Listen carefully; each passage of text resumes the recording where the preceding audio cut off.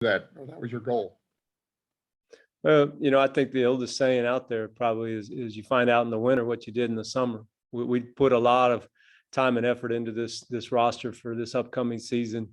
A very compressed summer, very, very compressed off season, certainly, but we're excited. I think we were able to add depth at every position, add some veterans, players that have been around the league, a couple of people with championship rings, and I think that when you add depth to our roster, it certainly gives you a lot more optionality. It kind of, nothing ever prevents injuries. I understand that, but maybe we can stave off some of the bleeding. If you take an injury, you have somebody else ready to step up that has a little bit more experience. So we're excited, Dave, this summer, what we added on draft night and free agency, those components, they all look good on paper, as you know, I always say, but you got to go play it on the wood. But we're really excited about the potential for this team and where everybody's come together thus far. I think it feels like an awful lot like they've been around each other for a much longer period of time. So it's been fun to watch so far.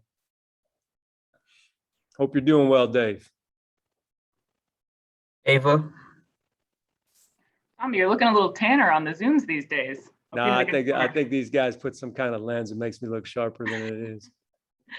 With Denny, you mentioned you guys are going to be easing him in. What can he do everything right now in training camp? Is he kind of going full speed in terms of practicing, or where's he at with that?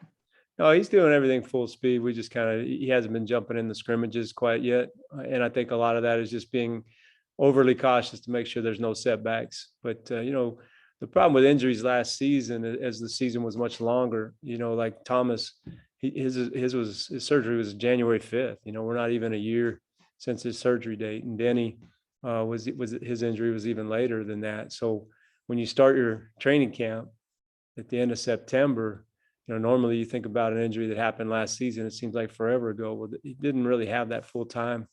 And in this summer, especially as we were going through getting ready for Denny, he was going to come to Summer League, not participate in Summer League, but certainly was going to be part of that. And then we had some COVID protocols that he got washed up in. And there's just a couple opportunities that were taken away from him this summer due to either protocols or a setback injury wise, where his leg wasn't 100% to his liking and to our liking. So I don't mind being cautious prior to training camp, but I think he's cleared to do everything in training camp moving forward. So that's a great thing for us, for him. But, again, you'll know not just on Tuesday, but moving forward, kind of where guys are, and we'll adjust accordingly. Wes wants to get a couple two-a-days in to make sure we get a lot of extra reps and stuff. And the way our schedule is preseason wise, they're spaced out enough where we can have some really hard practices. And that's the most important piece for me. I want to have those guys ready, available, and able to finish every single practice. So that's really our focus, is what's best for the upcoming road versus I'm not going to sweat and guys not scrimmaging right now. And kind of speaking of Thomas, you obviously have two other really good options now at that spot, kind of circling around there. How do you see that center position playing out? How does Daniel Gafford look? Where do you see that kind of ending up before the start of the season? Well, those things will sort themselves out. Obviously, I don't expect Thomas ready, earlier than sometime in December. So started out with Daniel Gafford would be the opening day center. And then with Trez behind him, and Montrez has been fantastic. His energy, his effort, I think what he brings to us is tremendous. So I think that'll play itself out. Minutes work themselves out. Players tell you what to do. It's the ultimate meritocracy. You go out and perform, you're going to get minutes. So it's a great thing to have. But there's no mystery. Daniel's been fantastic, and we see his growth exponentially every day. He does something else that you say, wow, he's really on the rise. And then when you have somebody like Montrez on your roster, he's going to play. He's such a high energy, high effort guy. And it's so infectious. I think it's going to really bolster our depth. And we can't wait for TB to come back. I'm sorry to cut you off, but when Thomas comes back, that gives us even another dimension of a great rim roller, but also somebody that can stretch it out, bang threes and up tempo. And you can't say enough about the energy he brings. So we're going to have to, there's a high energy in that locker room with these guys. Chase. Hey, Tommy.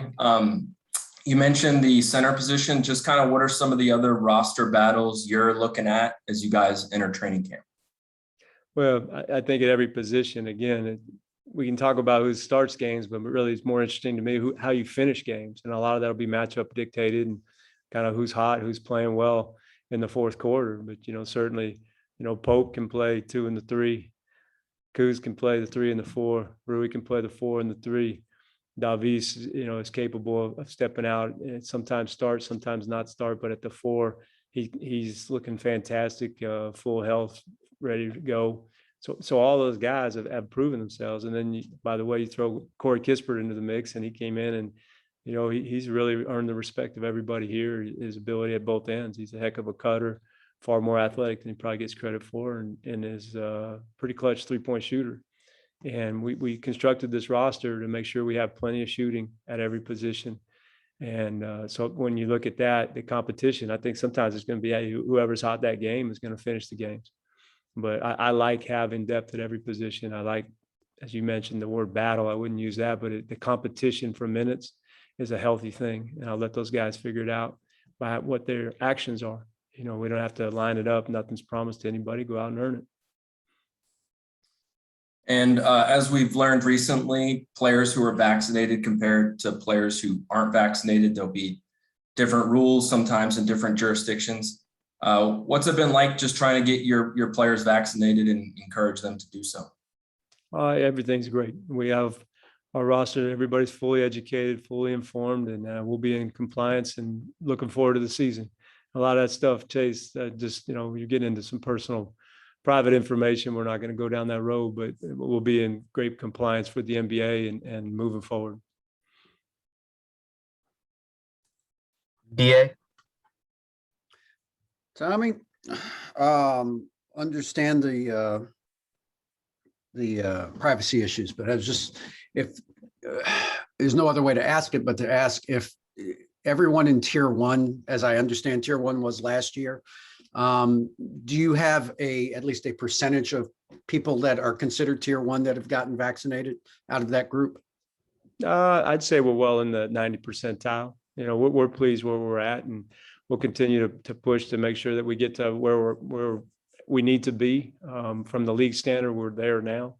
Mm-hmm. But again, yeah, it is a slippery thing. We just make sure everybody's educated and encourage everybody to be vaccinated. But certainly moving forward, we just keep our eyes forward towards the season. And it's not with any lighthearted that I say this at all. But, we went through a year last year where we learned an awful lot. We went through a bumpy summer.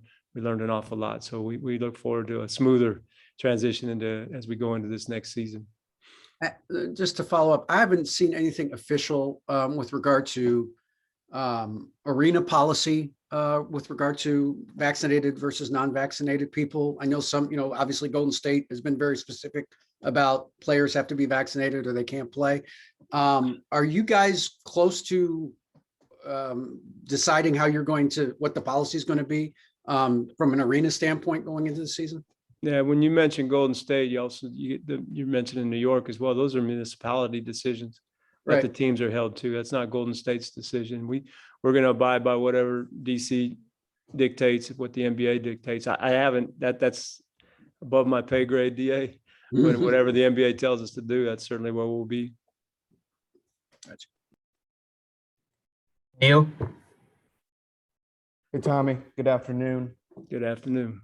You spoke a little bit about, since Labor Day, the guys have been in there trying to get up to speed with one another. You said that, it's looking well early on.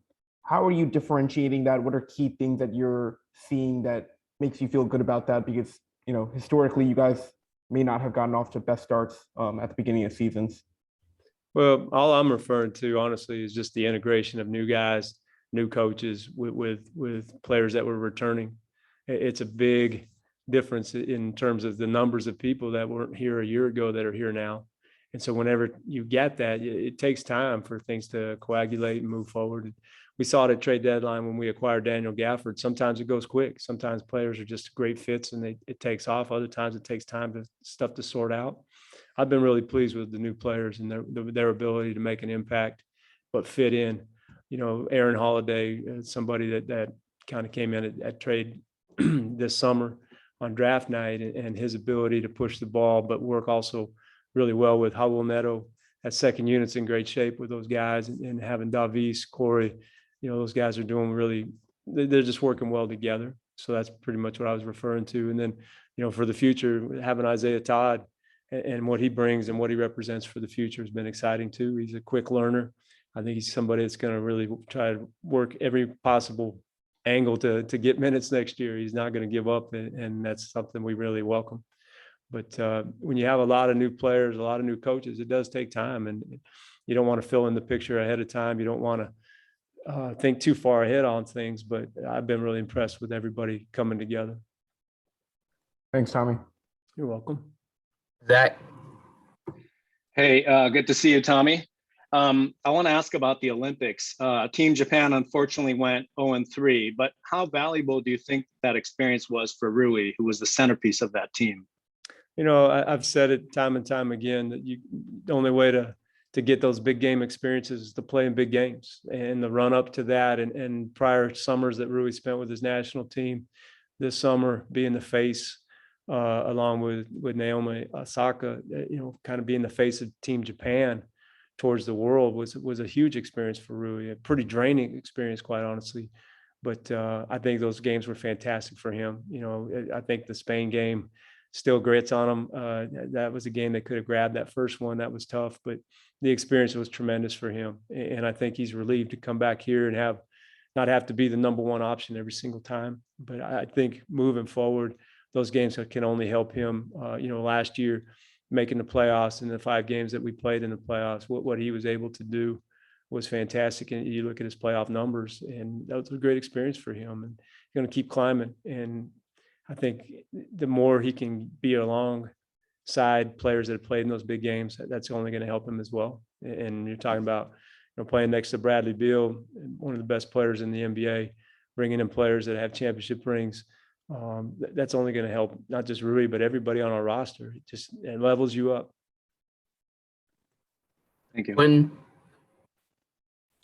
Good to see you, Tommy. Hello. What has impressed you the most about working once again day to day with Coach Wes Unseld Jr. in this magnitude, of course? I just think he is so calm, very level-headed guy that can deliver a message, can make his point quickly, very easy to understand, and his integrity to the game is fantastic. His attention to detail, he's meticulous, and he's just a great person. We've been friends for a very long time. We hadn't worked together in years, but coming back and seeing his growth as a person, as a coach, has been tremendous. But I think his ability, just his communication with Bradley all the way down to Isaiah is so similar, very familiar, but he's very respectful of the players. He loves their input, his ability to give them an idea, a concept, and then go out, execute it and understand it and be able to replicate it every day. I mean, that's a gift. It's something that you really have to earn with players. And I think he's earned their respect. The short amount of time they've been working together, I think they know, hey, this cat knows his stuff. And as you know, it goes a long way. Oh, I'm sorry. That's okay. My bad. What do you anticipate the identity of this team being this year? I think certainly we're going to be a team that's going to, from the beginning of the game to the very end of the game, the competition that we're going to bring to the floor, the ability to compete both ends, I think is going to be quite obvious to the team that we're playing and to the league. I think we're going to be much better defensively.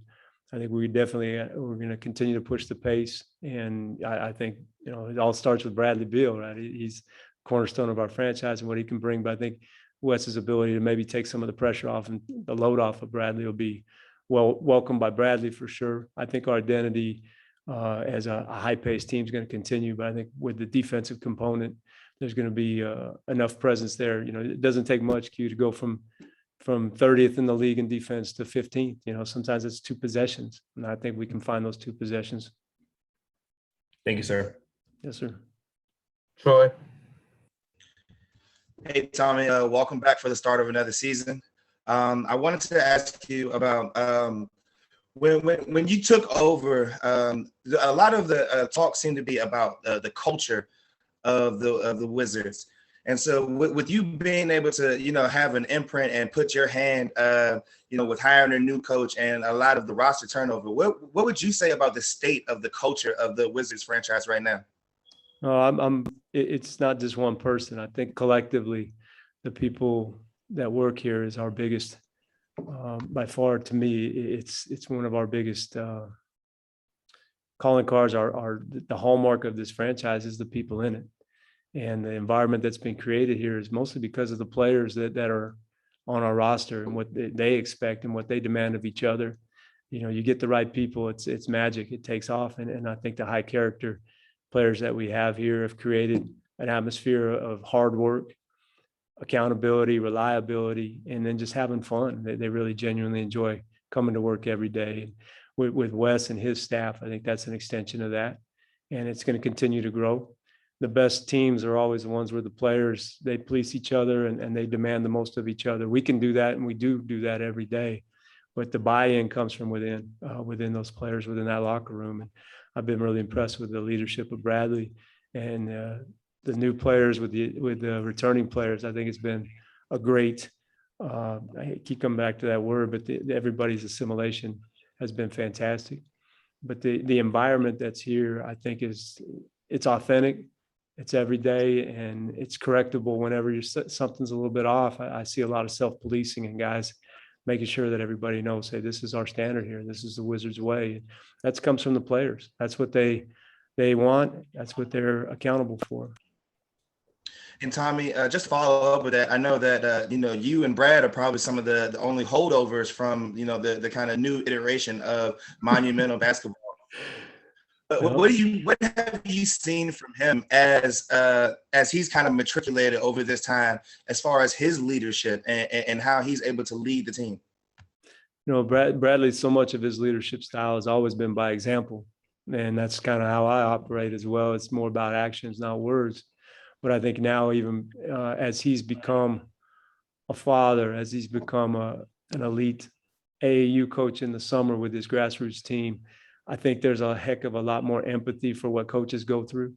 And Bradley, as a parent, as a coach, you learn to be a lot more patient with younger players, a lot more patient as people are learning things. And he's taken extra steps to make sure, not just on the court, but to spend time with his teammates off the floor and integrate those guys at events, activities. You know, it's obvious that he communicates well with his teammates. You know, you're talking about a guy, last year was all NBA. But I think he takes as much pride, and we take as much pride in the fact that his community assist award, what he does off the floor. He's just a fantastic leader by example. And I see more and more of his pulling guys to the side quietly and giving them points. He's never going to be this loud, rah, screaming guy. I think, but when he does speak up, everybody listens for sure. But I just see that continued growth in him. I attribute most of it just he sees what's needed and he takes care of it. Russell's a very vocal guy. Russell's not here anymore. So I think Bradley adjusted a little bit to the room and said, hey, I might need to speak up a little bit more often than I do. And he's done that. And that's something he figured out on his own and he's done on his own. It's just something I noticed. But his leadership has always been authentic. And I think whenever you lead by your actions, that's the best way to go. But certainly he's not afraid to say his piece when he needs to. All right. Thank you, Tom. You're welcome. Christy. Good afternoon, Tommy. Just to tag in on Bradley Beal a little bit, with the experience that he had with USA Basketball, getting on the roster and then not being able to go to Tokyo, what kinds of conversations did you have with him about that situation? Well, certainly it was devastating. It was a dream for him to be on the Olympic team, the national team, to go to the Olympics, and he had that. And I was there with him the last couple exhibition games in Las Vegas and watched. He had a huge role for that team. They were really counting on his leadership, his ability to play both ends, but he was going to be a kind of a defensive quarterback for Pop and for that team. And to have that taken away, it was devastating on the one end, but you know what? I think he took that experience.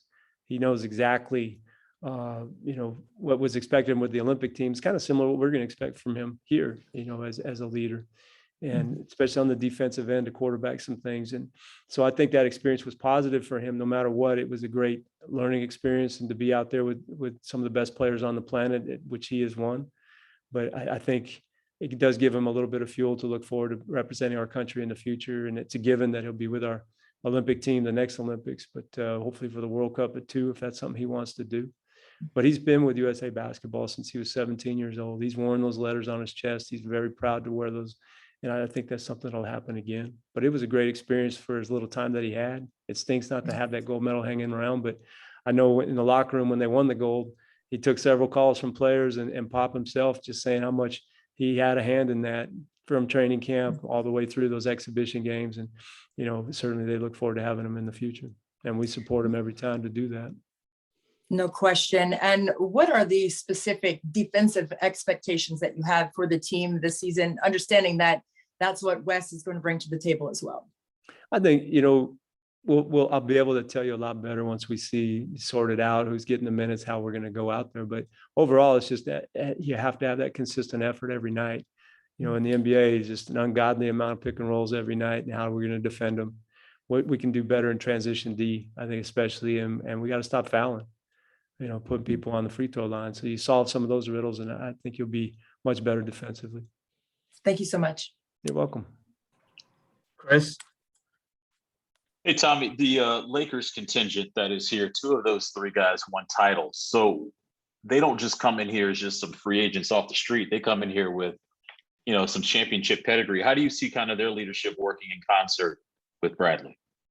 I think they amplify the message that Bradley sets and the tone, and don't sell Trez short. He had a ring in college with Louisville. When you're around championship, that pedigree definitely brings cachet into our locker room. But I think everybody knows, hey, you are a Washington Wizard. Here we are today together moving forward. What's important is what they bring forward.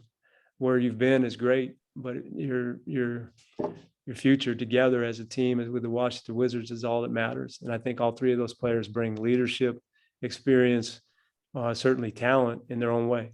And I think that's going to only complement what we already had returning.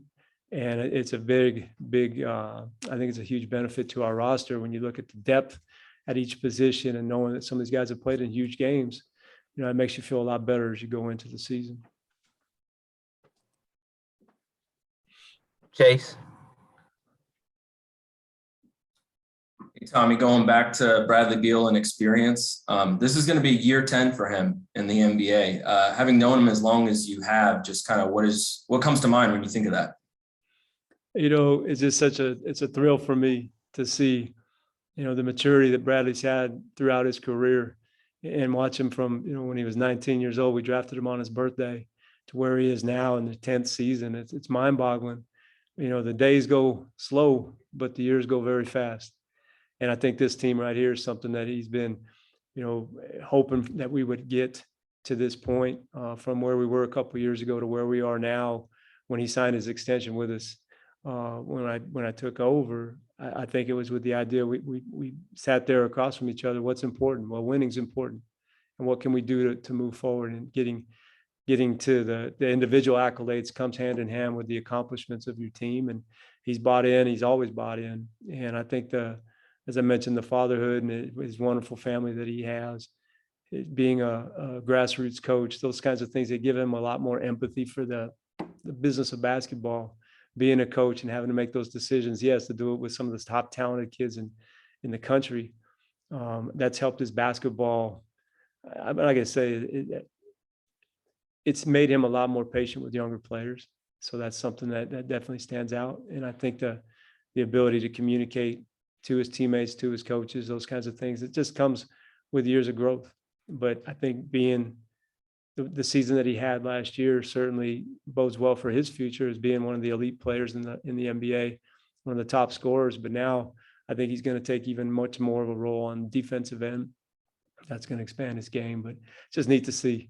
I got such a thrill just watching him before the game against Alabama, being Mr. Two Bits out there and seeing the joy on his face and those kinds of things. Just, those are snapshots. The person maybe sometimes the public doesn't get a chance to see that we see every day. And this is how funny of a guy Bradley is, what a wonderful person he is. And, he sets the thermostat of this franchise. He really, I think people thrive off of his energy and his personality.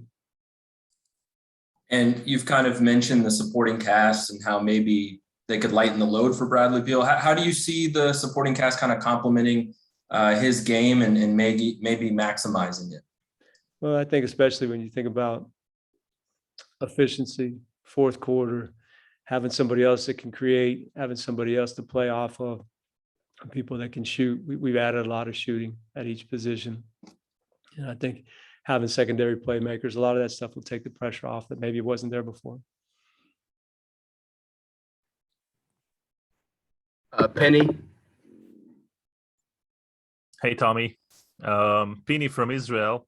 And of course, you probably can guess what my question is going to be, because we're really intrigued about what are we expected to see from Danny this season. I'm talking not only minutes wise, but what's his role on the team? What should we expect from him? Should we expect him maybe more in a playmaking position or as a facilitator? What should we expect? Well, I certainly think there's more to his game than he was able to show last year, but a lot of that is rookies don't get a chance to do a whole lot. You know, you're lucky if you get out on the floor, and Denny was able to play quite a few minutes before he got injured. We know he can rebound. We know he can defend, but I think he'll be able to show as a secondary playmaker. He's somebody that is very capable. I think he's capable of getting 10 toes in the paint and scoring. I think he's a guy that is a very clever playmaker, as I mentioned, but I think he'll be able to help us. Certainly never going to put a cap on his minutes or what we think his role is going to be. He's going to show us that, and he has to go out and earn it. But I do think his role, I know our coaching staff's really excited to work with him and expand his game. But a lot of that, you know, he has to go out and earn. And that's the exciting part about training camp and the games that are coming. We plan to see him. He's going to be out on the floor plenty. He's going to have plenty of opportunities and continue to grow. You know, he's just 20 years old. And I think some of that gets lost. You know, when you're in your rookie year and you're just out there trying to figure things out, the best thing sometimes about your rookie year is when it's over and you get to year two. And that's where he's at now. And he's, you know, he'll be 100% healthy. And I think that's going to really open a ton of opportunities for him to show this coaching staff, to show his teammates all the other things that he can bring to the table. Young players, man, it takes time. Yeah, of course. Is he 100% healthy for the training camp? Yes, he is. But like I said, we're going to manage his minutes as we come into this. When you haven't had a whole lot of contact, you haven't played a lot of 5-on-5 or anything, you know, it's not something you just want to throw him into if everybody else is a little bit ahead. So we'll ease him in. And I think that's the wise thing, but certainly he'll be in preseason games and we'll move forward. Thank you. You're welcome. Neil. Tommy, you've already kind of touched on it, as you don't want to look too far ahead, you know, goals for the postseason or anything like that. But are there any, you know, near-term goals, you know, that you can use as a benchmark to say, yes, we are going in the right direction? I know Wes has always said, you know, try and get better every day, but are there any tangible benchmarks that you look over, you know, in the next weeks, couple months? We're going to follow our offensive and defensive efficiency very carefully. Make sure we're doing everything we can. You know, I think the most important thing with your team, some nights the ball doesn't go in and you take one in the wrong column. But to win in the NBA consistently, you have to play a certain deliberate way. You know how we're going to go out. We're going to make sure that we don't take early contested twos in the shot clock. We're going to make sure that we improve transition defense-wise. We're going to make sure to try to stop fouling, keep people off the line. When you do those things consistently and it becomes every game, you know that you're going to get that. I think the wins start to show up consistently. You know, there's not a whole lot of hope involved. There's not a whole lot of luck involved. If you play a certain way, sooner or later, I think the style of your team, the identity of your team emerges and it's consistent. And then you build on those things. And that's what we're looking to do. And I think now, again, I keep coming back to the depth. I'm really excited about the depth, anxious to see how it all comes together. But the more competition for minutes, I think the more opportunities to have for Wes to say, hey, this is what it's going to take to be out on the court. People are going to be extremely compliant, and you'll see the effort and you'll see everybody be accountable. And I think that's what we're really all looking forward to. But it takes time. And I know you probably don't want to hear that, but I'm not going to put a number on wins. I'm going to put a little bit of emphasis on, hey, how are we offensively, defensively, our efficiency. If we're playing the right way, things will happen. You know, I hated last year. We had so many losses, but you come back to the analytics and the report would say, yeah, but you know, the shot profile it's in our favor. We're doing everything right. You know, it's like the doctor says, hey, the surgery was a success. The patient died. You know, it's like, you don't want to hear that sometimes, but the reality is if you're playing the right way, I think, and you have enough talent, I think the wins will come. Thanks, Tommy. See you soon. Quentin. I can't believe we've gone this long without talking about Spencer Dinwiddie. I feel like that was one of the bigger news breaks of the offseason. So getting to see Spencer Dimwitty up close and in person, how has he kind of impacted or impressed you? And what have you just seen personality-wise and also on court in terms of his chemistry with teammates and just his skill set? Wow. Spencer's been fantastic. Has been a great addition to our franchise, both on the floor, off the floor. He's a fantastic, unique guy that really brings tons of personality to our roster. But out on the floor, make no mistake, he's a heck of a basketball player. A high skill, high IQ, great court vision, capable of guarding multiple positions. It makes everybody out on the floor better. As a fantastic leader. And that's somebody definitely that I think is going to make a huge impact. I want to manage expectations with all the new players coming in. Again, I kind of go, my default is it's going to take time for everybody to kind of figure things out. But with Spencer out on the floor, putting him out there next to Bradley, you got it's a heck of a backcourt. Those are two pretty big guys that are capable of scoring numbers of ways, can defend, and their leadership has been fantastic. But Spencer, man, he's somebody you can talk to just about anything going on in the world. And he's very aware and very intelligent. And it's exciting to see his wisdom imparted on young guys as well. And I think he's a fantastic co-pilot next to Bradley. I think you'd be very impressed with the new partnership with the blockchain here in DC. So I'm sorry, I couldn't hear that last piece. What was that? He'd be very impressed with the new team sponsorship with the blockchain. Yeah. Hey, I tell you what, it's more, the more people you surround yourself with every day, we call them happy faces. You get happy when you see those guys pulling up.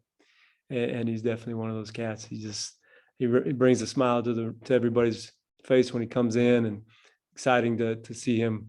He's missed the game. He's been away from the game for a long time. Last season, that early season injury, he and Thomas are a little bit soulmates in that regard. What they love to do, they had it taken away, and they got to get back out on the floor. But never heard him say anything about, I feel sorry for myself, or anything other than he just can't wait to get out on the floor. And I remember sitting with him opening day on free agency, and the way that he projected himself to be on our roster and the impact and the things that he could do. Those weren't just words. He's come out and showed it. And we're really excited for what the potential can be for our team. Backcourt of him and Bradley's, that's a pretty tough duo right there. Thank you, Tommy. Absolutely. We'll take the last question from Ava. Just wondering how last season kind of factors into your guys and the player development staff, how you look at the development of your younger guys, not just Denny, who kind of had a full season, but it's a weird season, or like anything like that. How do you guys figure that out for your kind of 1 to 2 to 3 year guys? Well, the most exciting thing, we don't have to relive last season. We look forward, and this year it looks like we'll be able to have a full G League season. So we have that at our disposal for young players that aren't getting minutes. We know that they'll be able to play meaningful minutes with the go-go. But the player development piece it's every day, every coach, all hands on deck, and really trying to integrate guys in practice moments, making sure they're getting the reps, and making sure, Wes and I talked about young guys and the opportunities early in the season, especially to sneak them into some games, give them some responsibility, give them a taste of it. It's hard for a young player if you don't play them all year, and then all of a sudden maybe you need them in the playoffs. You throw them out there, they haven't played all year. That's really, really hard for them. We put them in a tight spot. So if you can give them a little bit of taste of it throughout the year, I think that's kind of it's a much better opportunity for them. If you do have to put them into big moments, that they'll be ready for it. And Wes had that in Denver and completely subscribes to that here. But I think the most important thing is the patience factor with young players and being able to see the big picture for them. But that was the last question. I sincerely look forward to seeing everybody. I do want to give one shout out. Fred Katz moved on, covered our team 4 years like a Warrior. Appreciate that. A couple of strange years where he was able to cover the team from New York in his bedroom or whatever it was. Covering team remote. For everybody that covers our team, we thank you. But for Fred moving on, we appreciate the time that he covered our team. And definitely want to give a shout out to Bobby D going into the Hall of Fame as a basketball family reunion. Went there a couple weekends ago to be there to pay homage to not just Bobby, but Paul Pierce, Chris Webber, Ben Wallace, former Wizards and Bullets that were able to go into the Hall of Fame. I have much respect for them. And we look forward to having everybody cover us this season. And we thank you for your time. Thank you, Tommy. We'll see everyone tomorrow afternoon for Coach Wes Unsell's media availability. Thank you. All right.